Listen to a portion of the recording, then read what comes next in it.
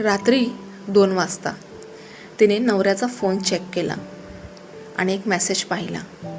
Miss you जान, कालची रात्र अजूनही आठवते.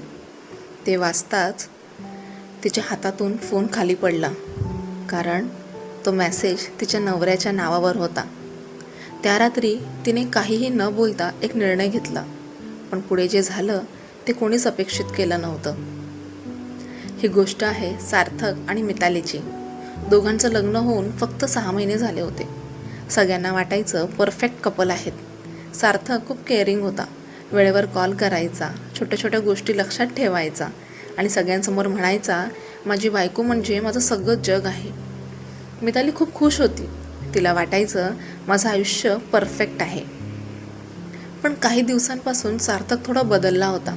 रात्री उशिरा फोन वापरायचा, कॉल्स घेण्यासाठी बाहेर जायचा आणि फोन लॉक ठेवायला लागला. मितालीने कधी शंका घेतली नव्हती, पण त्या रात्री 2 वाजता सार्थक झोपला होता. मिताली शांतपणे त्याचा फोन घेतला आणि लॉक समहाव उघडला आणि ते मेसेज पाहिलं. मिस यू जान, कालची रात्र अजूनही आठवते. तिच्या डोळ्यातून अश्रू वाहू लागले. तिचं हृदय जोरात धडधडत होतं. हा तोच सार्थक आहे का, ज्याच्यावर मी इतका विश्वास ठेवला? त्या रात्री ती पूर्ण रात्र रडत बसली आणि सकाळी तिने काहीही न बोलता नॉर्मल वागायचं ठरवलं, पण आतून ती पूर्ण तुटली होती. दिवस गेले. ती सार्थकपासून थोडी दूर जाऊ लागली. सार्थकला जाणवलं, पण त्याला कारण कळत नव्हतं. एक दिवस मितालीने ठरवलं, आज सगळं क्लिअर करायचं.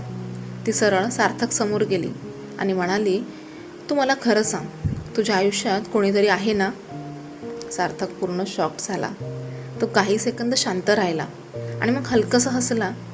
मिताली अजून जास्त तुटली. तिला वाटलं हे खरं आहे, पण पुढच्या क्षणी सार्थकने तिचा हात धरला आणि म्हणाला, हो आहे, पण ती तूच आहेस. मिताली गोंधळली. सार्थकने फोन काढला आणि तोच मेसेज दाखवला. तो मेसेज त्याने स्वतःला शेड्यूल करून ठेवला होता. सार्थक म्हणाला, मी तुला सरप्राईज द्यायचं ठरवलं होतं. आपल्या ॲनिव्हर्सरीसाठी मी प्लॅन करत होतो एक स्पेशल नाईट, जिथे मी पुन्हा तुला प्रपोज करणार होतो. तो मेसेज त्या सरप्राईजचाच पार्ट होता. मितालीच्या डोळ्यातून अश्रू वाहत होते, पण यावेळेस ते गिल्टचे होते. ती हळूच म्हणाली, मी तुझ्यावर शंका घेतली, मला माफ कर. सार्थक हलकंसं हसला आणि म्हणाला, प्रेमात शंका नाही, विश्वास असतो आणि तो आपण जपायचा असतो. मिताली त्याला मिठी मारते आणि दोघं पुन्हा एकमेकांच्या जवळ येतात. तुम्हाला काय वाटतं, मितालीने शंका घ्यायला हवी होती का?